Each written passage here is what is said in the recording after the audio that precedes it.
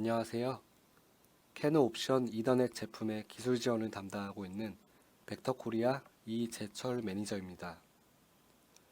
이번 시간에는 커뮤니케이션 셋업 기반의 썸IP를 핸들링하기 위한 카풀 프로그래밍에 대해서 알아보도록 하겠습니다.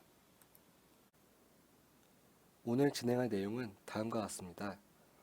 우선 커뮤니케이션 셋업 기반의 썸IP 환경을 구성하는 것에 대해서 지금까지 우리가 같이 다뤄왔던 내용들에 대해서 이제 되짚어 볼 거고요. 그리고 오늘의 메인 토픽인 어플리케이션 모델, 그 카풀을 다루는 방법에 대해서 다뤄보도록 하겠습니다. 지난 파트 1, 2, 3에서 다뤘던 내용을 간단하게 되짚어 보자면 저희가 가장 처음 파트 1에서 캐노에서 썸IP를 지원하기 위한 컨셉에 대해서 다뤄봤습니다. 그리고 그중 커뮤니케이션 셋업 기반으로 이제 썸IP 환경이 어떻게 이제 구성이 되는지에 대해서 알아봤었고요. 간단하게 이제 데이터 소스를 넣어서 이제 간단한 썸IP 시뮬레이션을 해보셨을 겁니다. 그리고 파트 2에서는 그 데이터 소스 커뮤니케이션 셋업에서 가장 이제 중요한 데이터 소스인 이 VCDL에 대해서 알아봤는데요. VCDL 안에는 썸IP 프로토콜 동작과 썸IP 네트워크 설정 그리고 서비스 디스크립션 정보가 포함되어 있다고 설명을 드렸었고요. 그리고 그러한 VCDL을 어떤 식으로 작성할 수 있는지에 대해서도 같이 다뤄봤습니다. 다음 파트 3에서는 이렇게 VCDL과 같은 데이터 소스가 이미 구성이 된 커뮤니케이션 셋업에서 어떻게 시뮬레이션을 하고 또 어떻게 분석하는지에 대해서 알아봤었는데요. 캐노의 GUI 피처인 어플리케이션 패널과 그리고 유저 패널을 이용해서 이제 서비스를 스티뮬레이션하는 부분에 대해서 해봤었고요. 그리고 썸IP 데이터를 분석하기 위해서 앱스트랙트 레이어와 그 다음에 썸IP 레이어를 구분해서 트레이스 윈도우를 이해하는 부분에 대해서도 진행을 해봤습니다. 그리고 오늘 이제 시간에서는 저희가 파트 3 때 캐노에서는 세 가지 그 썸IP 시뮬레이션 기능이 있다고 말씀드렸었어요. 어플리케이션 패널과 유저 패널 그리고 셋째가 어플리케이션 모델인데요. 오늘이 그 이제 어플리케이션 모델 즉 카풀 프로그래밍을 통해서 그 시뮬레이션 하는 환경을 이제 만들 수 있는 가이드를 드릴 겁니다. 그리고 카풀과 같은 어플리케이션 모델을 이용하게 되면 그 썸IP 어플리케이션 로직을 우리가 구현할 수 있다고 지난 파트 3 때 말씀을 드렸었는데요. 이 썸IP 어플리케이션 로직이 이제 어떤 건지에 대해서 이제 설명을 드리자면 예를 들어 이제 서비스를 프로바이더가 요청을 받았을 때 거기 내부적인 어떤 처리에 의해서 뭔가 응답이 나가야 될 텐데 그 내부적인 처리를 이제 어떻게 할 것인지 그리고 콘슈머 입장에서는 이 서비스에 대한 응답을 받았을 때 또는 이벤트 노티피케이션 같은 거를 받았을 때 그 후 처리를 어떻게 할 것인지에 대한 이제 로직에 대한 구현을 저희가 이제 썸IP 어플리케이션 로직이라고 표현을 하고 있습니다. 그래서 오늘 내용을 참고로 하시면 이제 그런 어플리케이션 로직들도 구현을 하실 수가 있게 됩니다. 그래서 오늘 진행할 내용을 위해 이제 이미 많이 접해 보셨지만 샘플 컨피규레이션이 준비가 되어 있고요. 아직 다운로드를 받지 않으신 분들은 이 링크에 들어가셔서 다운로드 해주시면 되겠습니다. 그럼 본격적으로 어플리케이션 모델 카풀에 대해서 다뤄보겠습니다. 여러분들께서 커뮤니케이션 셋업 기반의 썸IP 카풀을 구현하셔야 된다면 기본적으로 크게 세 가지 유스케이스 사용법을 아셔야 됩니다. 첫 번째는 밸류 액세스, 두 번째는 리퀘스트 콜, 세 번째는 이벤트 핸들러의 사용법인데요. 이 세 가지 기본 사용법을 아신다면 이제 웬만한 썸IP 어플리케이션 로직은 구현하실 수가 있게 됩니다. 따라서 먼저 이 세 가지 유스케이스별 사용법에 대해서 설명을 드리고요. 그 후에는 그 말씀드린 세 가지를 응용한 예제 시나리오와 예제 코드들을 이제 살펴보는 식으로 진행을 하겠습니다. 네, 그럼 첫 번째로는 밸류 액세스가 있는데요. 여러분들께서 각각의 서비스에서 제공하는 변수들에 접근하기 위해서는 이러한 달러 표시를 이제 이용을 하셔야 됩니다. 아마 예전에 그 시그널 오리엔티드 방식에서 카프를 사용하셨던 분들이라면 동일하게 그 각각의 뭐 캔 시그널에 대해서 리드를 한다거나 라이트를 하기 위해서 이러한 달러 표시를 사용해 보셨을 겁니다. 여기에서도 동일하게 이제 달러 표시가 사용이 되는 거고요. 그 서비스에 대한 각각의 변수들을 여기에서는 시그널이 아닌 커뮤니케이션 밸류라고 표현하고 있습니다. 그래서 아래 예제 코드를 보시면 프로바이더가 제공하는 이벤트에 각각의 변수를 이제 다시 저장하기 위해서 이렇게 달러 표시가 앞에 붙게 되는 거고요. 여기에 이제 오른쪽에는 이제 상수든 다른 변수든 기입을 하게 되면 이 값으로 커뮤니케이션 밸류가 저장이 되게 됩니다. 그리고 여기서는 이제 한 가지 동작이 더 연동이 되는데요. 이런 이벤트나 이제 필드 노티피케이션 밸류들을 업데이트를 하시게 되면은 캐누에서 기본적으로 썸IP 메시지를 통해서 이벤트나 필드 노티피케이션을 이제 그 즉시 이제 전송을 하게 됩니다. 두 번째로 이제 값을 읽을 때도 동일합니다. 그래서 기존에 정의된 이벤트 값들을 이제 리드하거나 필드 값들을 리드할 때 이렇게 이제 달러 표시를 이제 사용을 하시면 됩니다. 다음으로는 리퀘스트 콜이 있습니다. 여러분들께서 만약 그 콘슈머의 어플리케이션 로직을 구현하시게 된다면 아마 이제 프로바이더 쪽으로 이제 뭐 메소드 콜이든 이제 필드 게터든 세터든 아마 카플 코드를 통해서도 전송을 하셔야 될 수도 있어요. 그런 상황에서 필요한 게 이 콜 어싱크라는 API입니다. 그래서 사용법은 간단한데요. 카플 코드에서 메소드 콜 같은 경우에는 네임스페이스, 그 다음에 서비스명, 그 다음에 메소드 이름, 그 다음에 콜 어싱크 함수를 호출하시면 그 즉시 콘슈머에서 이제 메소드가 이제 전송이 되는 거고요. 다음으로 필드 게터 세터도 거의 유사한데요. 네임스페이스, 그 다음에 서비스, 필드 이름, 그 다음에 이제 게터인지 세터인지에 대해서 이제 구분을 해주시면 되고요. 그 다음으로 이제 콜 어싱크 함수를 호출하시면 동일하게 이제 게터 세터 이제 리퀘스트가 프로바이더 쪽으로 전송이 됩니다. 여기서 한 가지 알아두셔야 될 점은 여기 콜 어싱크 함수 안에 이제 들어가는 인자 개수가 다르다는 건데요. 이러한 이유는 그 이제 메소드든 필드든 각각의 이제 서비스 타입별로 그 정의가 되어 있는 그 인자의 타입이라든지 인자의 개수가 다르기 때문입니다. 이러한 정보들은 이제 VCDL과 같은 데이터 소스 안에 저장이 되어 있는 거고요. 이 VCDL에 저장된 각각의 이제 서비스 인터페이스 정보들에 따라서 이제 카풀 안에서 콜 어싱크를 통해서 사용이 되는 인자 개수가 달라지게 됩니다.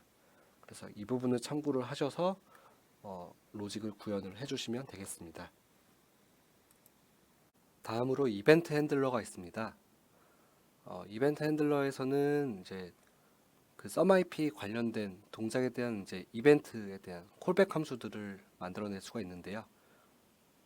우선 여기 있는 on 펑션 콜드와 on 펑션 리턴들을 통해서 그 썸IP 메소드나 필드 게터, 세터가 이제 송수신이 될 때 콜백 함수들을 이제 구현하실 수가 있게 됩니다. 우선 프로바이더 사이드, 프로바이더의 입장에서는 여기서 on 펑션 콜드 이벤트 핸들러를 이용하시게 되면은 프로바이더가 어떠한 메소드나 이제 게터나 세터를 받았을 때 이제 처리하는 로직을 구현하실 수가 있어요. 그래서 문법은 on 펑션 콜드 네임스페이스 서비스명 그리고 메소드명을 기입하시면 여기에 있는 이 add라는 메소드가 전달을 받았을 때 프로바이더에서 이제 연산 처리를 하고 이거에 대한 리턴을 보내는 로직을 이제 구현하실 수가 있게 됩니다. 그리고 콘슈머 사이드, 이제 콘슈머의 입장에서는 이제 내가 어떤 메소드나 뭐 getter setter를 이제 보냈는데 이거에 대한 응답을 받았다. 그러면 응답을 받았을 때에 대한 콜백 함수 구현을 여기 on function returned라는 이제 이벤트 핸들러를 통해서 구현할 수가 있습니다. 그래서 여기에는 이 함수를 통해서 내가 add라는 메소드 요청을 보내고 그 응답까지 프로바이더에서 받았을 때 여기 보시면 이 this라는 셀렉터를 이용해서 결과값이 어떻게 왔는지를 뭐 여기서 찍어볼 수가 있고 이 다음에 이 결과값을 가지고 이제 다른 로직을 이제 구현하실 수가 있습니다. 그리고 이벤트나 필드 노티피케이션에 대한 이제 콜백 함수들은 on value change 그리고 on value update 등의 함수들을 이벤트 핸들러를 이용하실 수가 있는데요. 우선 이 on value change 같은 경우는 이 예제 코드에서 state라는 이벤트가 있는데 state 이벤트의 값이 바뀌었다. 값이 바뀌게 되는 경우에는 이 콜백 함수 안으로 들어오게 됩니다. 그래서 콘슈머 입장에서는 이벤트를 이제 썸IP 메시지로 받았는데 값이 바뀌어 있네 라는 부분을 이제 캐치를 해서 여기 안에서 그 부분을 이제 뭐 라이트 윈도우에 띄우거나 아니면 다른 이제 뭔가 이제 어플리케이션 로직을 이제 구현하실 수가 있게 되겠죠. 그리고 on value update도 비슷하지만 on value update의 경우에는 값이 이제 바뀌지 않는다고 하더라도 이벤트나 필드 노티피케이션을 받으면 자동으로 호출이 되는 콜백 함수라고 보시면 됩니다. 그래서 이상으로 세 가지 그 기본적인 사용법에 대해서 알려드렸습니다. 네, 그럼 오늘의 예제 시나리오를 먼저 살펴보시겠습니다. 앞에서 설명드렸던 그 샘플 컨피규레이션을 다운받아서 열어보셨으면 그 커뮤니케이션 셋업의 어플리케이션 모델 메뉴에서 콘슈머와 프로바이더라는 두 개의 카풀 파일이 들어가 있는 것을 보실 수가 있습니다. 이 어플리케이션 모델이 그 썸IP 어플리케이션 로직으로 같이 구동이 되는 거고요. 각각의 이제 로직이 어떻게 구현이 되어 있는지 먼저 살펴보겠습니다. 우선 콘슈머 같은 경우에는 그 사칭 연산에 대한 메소드를 요청할 수 있는 로직이 구현이 되어 있고요. add 메소드를 요청할 수 있는 로직이 구현이 되어 있습니다. 그리고 두 번째로 프로바이더 측으로부터 add 메소드의 응답을 받게 됐을 때 그 결과값을 캐노 라이트 윈도우에 이제 출력할 수 있는 후처리 로직이 구현이 되어 있고요. 그리고 이벤트 스테이트를 이제 전송을 수신을 하는데 이벤트 스테이트 값이 달라지게 됐을 경우에 그 달라진 값을 라이트 윈도우로 이제 띄워주는 후처리 로직이 구현이 되어 있습니다. 그리고 마지막으로 이제 calculation result라는 필드 값을 필드 게터나 세터를 통해서 요청할 수 있는 로직이 구현이 되어 있습니다. 그리고 프로바이더의 경우에는 가장 핵심적으로 사칭 연산에 대한 이제 각각의 메소드 콜을 받았을 때 이 메소드와 같이 전달받은 인자값을 계산을 해서 그 값을 이제 콘슈머 쪽으로 리턴해주는 이제 로직이 들어가 있습니다.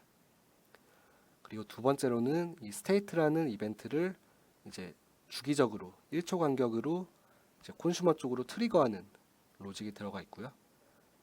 그리고 마지막으로 이 calculation result 이 필드 값이 갱신이 될 때 콘슈머 쪽으로 필드 노티피케이션을 이제 전송하게 되는 로직이 구현이 되어 있습니다. 그래서 이 각각의 예제 시나리오를 머릿속에 넣어두시면 이제 뒷부분 이해하시는 데 도움이 되실 거고요. 뒤에서는 이제 실제 이제 유스 케이스별 그리고 소스 코드와 함께 이 코드를 어떻게 구현할 수 있는지에 대해서 설명을 드리겠습니다. 네, 첫 번째 시나리오인 메소드 콜입니다. 메소드 콜에 진행되는 이제 순서를 먼저 살펴보자면 콘슈머에서 메소드 콜을 먼저 하겠죠. 그래서 콘슈머에서 이 C키를 입력을 하게 되면 add 메소드를 통해서 3과 6의 덧셈을 이제 인자로 전달을 해서 add 메소드 콜을 하게 되는 거고요. 그리고 프로바이더의 경우에는 이 on 펑션 콜드 이벤트 핸들러를 이용해서 add 메소드가 들어왔을 때 로직을 구현합니다. 그래서 여기 보면 this 셀렉터가 있죠.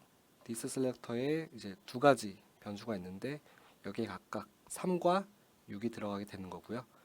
이거를 덧셈해서 이제 결과값으로 저장하고, 그리고 이거를 리턴 콜 함수를 요청을 해서 콘슈머 쪽으로 보내주게 되겠습니다. 그리고 세 번째로 콘슈머가 그 add 메소드 리턴을 받게 되면은 on 펑션 returned 이벤트 핸들러를 이용을 해서 이제 로직을 구현할 수가 있습니다. 그래서 여기서는 this result 이제 이 변수를 통해서 이제 결과값을 이제 캐노 쪽으로 띄워줄 수가 있게 됩니다. 그래서 이러한 코딩을 하는 이제 스타일이 여러 가지가 있을 수 있는데, 직접 네임스페이스부터 이제 기입을 하셔도 되고요. 저희는 그것보다는 이 카풀의 심볼즈 윈도우에서 이제 필요한 메소드를 찾아서 이제 드래그 앤 드랍을 하시는 거를 권장을 드리고 있습니다. 그래서 캐누랑 실제 코드 동작을 보면서 어떻게 이게 동작하는지를 먼저 살펴보실게요.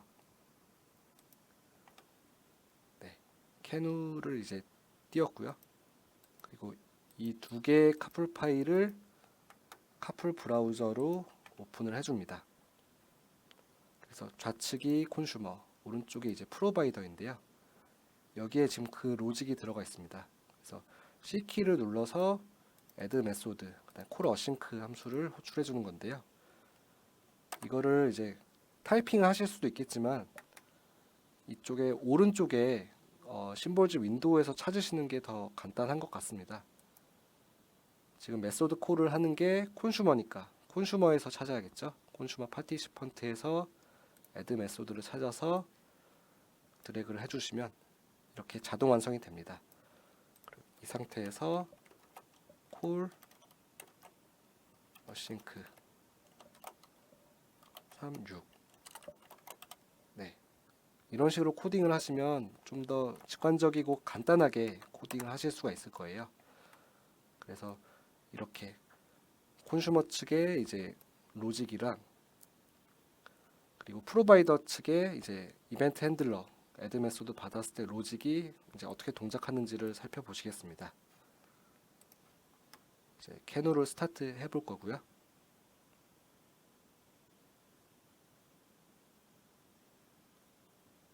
네, 지금 SumIP 이제 시뮬레이션이 되고 있는데요. C키를 한번 입력을 해볼게요. 네, 그러면은 여기 보시면은 이게 SumIP 메시지 교환이 일어나게 되고, 그 다음에 그 콘슈머 측에서 응답을 받으면 라이트 윈도우에 이제 띄운다고 말씀을 드렸잖아요. 그래서 이렇게 9라는 값이 이제 전달 받았음을 이제 콘슈머 측의 이제 로직에서 이거를 띄우게 되는 것을 보실 수가 있습니다. 다음으로 이벤트를 트리거하는 부분입니다. 이 이벤트 트리거 같은 경우는 바로 앞에 했던 메소드 콜 로직보다는 훨씬 간단한데요. 저희가 맨 처음에 설명을 드릴 때 그 밸류 액세스를 위해 이 달러 표시가 사용돼야 된다고 말씀을 드렸지 않습니까? 여기에서도 동일하게 이 스테이트 이벤트의 그 각 변수에 접근하기 위해서 달러 표시가 사용이 됩니다. 그래서 각각의 변수를 이렇게 라이트를 하게 되면은 이 라이트를 하는 동시에 프로바이더 측에서는 콘슈머 측으로 그 서비스 이벤트가 전송이 되는 거고요. 콘슈머는 이 on value change 이벤트 핸들러에서 만약에 이제 스테이트 안에 이제 변수 값이 바뀌게 되면은 이 부분은 이 콜백 함수 안에서 라이트 윈도우에 그 값을 띄우도록 이제 로직이 구현이 되어 있습니다. 그리고 여기에서도 동일하게 심볼즈 윈도우에 이제 하이라키 안에서 원하시는 변수 값들을 드래그를 하시면 이제 보다 간편하게 코딩을 하실 수가 있습니다. 그럼 나머지는 이제 카풀 코드를 한번 보시고 캐노에서 어떻게 동작되는지 살펴보시겠습니다. 우선 프로바이더를 한번 보여드릴게요. 예, 이 부분이 그 밸류 액세스가 되고 있는 부분이고요. 여기 스테이트의 이벤트의 각 변수가 이제 갱신이 되고 있습니다. 그리고 이 로직은 지금 타이머로 돌고 있는데요. 1초 주기로 타이머가 돌고 있어서 그 1초에 한 번씩 이벤트 노티피케이션이 일어나도록 그 로직을 구현해 놓았음을 아실 수가 있습니다. 그리고 여기 오른쪽에 이제 G로 시작하는 이 변수들은 이제 각 메소드 카운트 횟수인데요. 이 값들은 이제 그 프로바이더 측의 이 온 펑션 콜드, 그러니까 메소드 콜에 대한 이벤트 핸들러에서 이게 일씩 증가가 됩니다. 그래서 이게 만약에 메소드 콜을 받게 되면 이 값이 증가가 되고, 그러면 여기에 증가된 값이 이제 갱신이 되게 되겠죠. 그리고 콘슈머의 경우에는 이제 온 밸류 체인지를 통해서 스테이트 이벤트에 이제 변수가 변경이 있을 경우에는 그 값을 라이트 윈도우에 띄우게 되어 있습니다. 이렇게 로직이 구성이 됐기 때문에 아마 콘슈머에서 메소드 콜을 하게 되면 이 애드 카운트가 올라가게 될 것이고, 올라간 값으로 이벤트 노티피케이션이 전송이 되면은 그때는 이 온 밸류 체인지 안에서 콜백 함수가 동작하게 되는 것을 보실 수가 있을 거예요. 그럼 캐누에서 동작을 한번 보시겠습니다. 지금 트레이스 윈도우로 보시면 1초에 한 번씩 이벤트 노티피케이션이 올라오는 걸 보실 수가 있습니다. 그리고 라이트 윈도우에서 그 아까 그 콘슈머 이제 카풀의 온 밸류 체인지가 동작되는 것을 한번 보시겠습니다. 그러면 애드 카운트를 한번 증가를 시키기 위해서 메소드 콜을 해볼게요. 애드 메소드 콜을 이제 하게 되면은 애드 카운트가 2가 됐고, 여기 라이트 윈도우에 이 내용이 올라오는 걸 보실 수가 있어요. 지금 이 내용이 아까 그 카풀에서 지금 이 이벤트 핸들러의 내용이 동작이 된 겁니다. 그래서 애드 카운트가 1에서 2로 바뀌었기 때문에 이 라이트 함수가 이제 동작이 되는 걸 보실 수가 있습니다.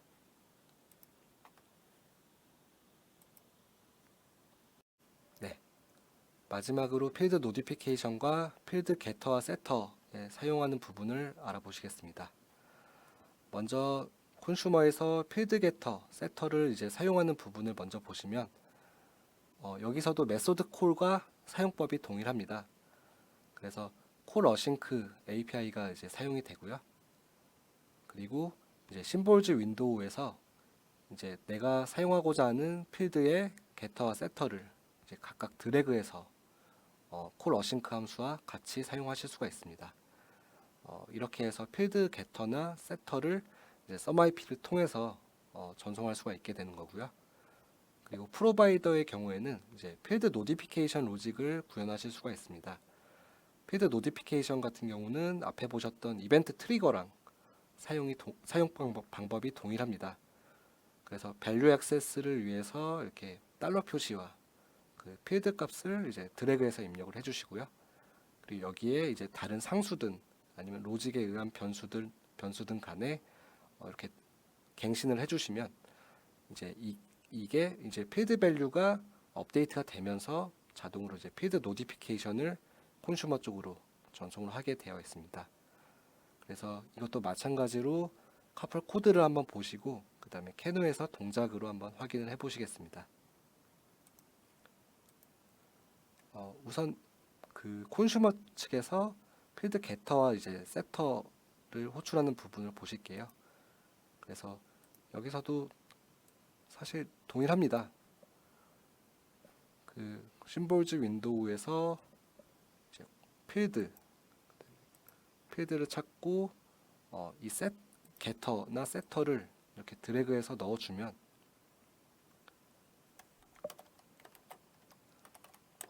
간단하게 콜 어싱크 함수로 호출하실 수가 있고요.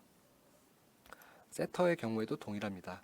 그래서 G키를 눌렀을 때는 게터, S키를 눌렀을 때는 이제 세터로 호출하는데 밸류를 이제 0으로 이제 강제로 이제 세팅하는 부분이고요.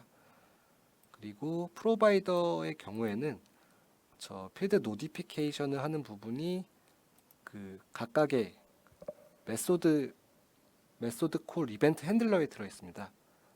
그래서 여기 같은 경우는 이제 add 메소드가 호출이 됐을 때 이 결과값을 저장하고 이 저장된 결과값을 이제 calculation result 필드 값으로 이제 갱신을 하는 부분이 들어가 있어요.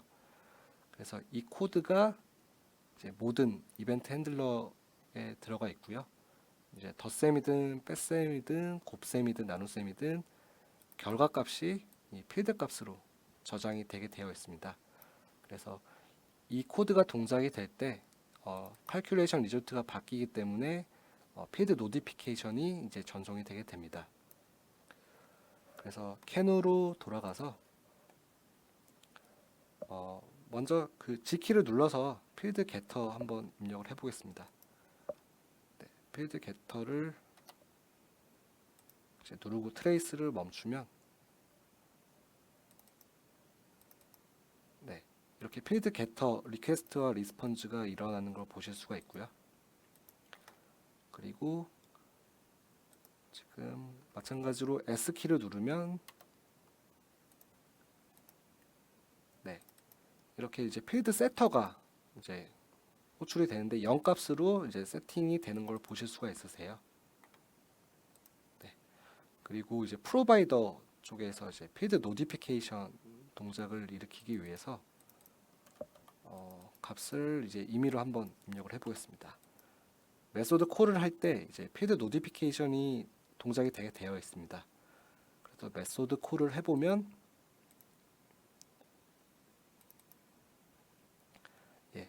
이렇게 이제 필드 노티피케이션이 필드 값이 9로 저장이 되면서 필드 노티피케이션이 동시에 되는 걸 보실 수가 있어요. 그래서 이 동작이 지금 add 이벤트 메소드 콜 이벤트 핸들러의 이 코드 때문에 일어나는 것으로 이해를 하실 수가 있습니다. 오늘 준비된 내용은 여기까지입니다. 나머지는 테크니컬 레퍼런스 자료 참고하신 다음에 마무리하겠습니다. 네, 앞쪽 파트에서 이미 소개해드렸던 내용은 이제 지나가겠고요. 네, 캐누 헬프 매뉴얼에서 그 어플리케이션 모델의 카풀 프로그래밍을 위한 상세 가이드가 첨부가 되어 있습니다.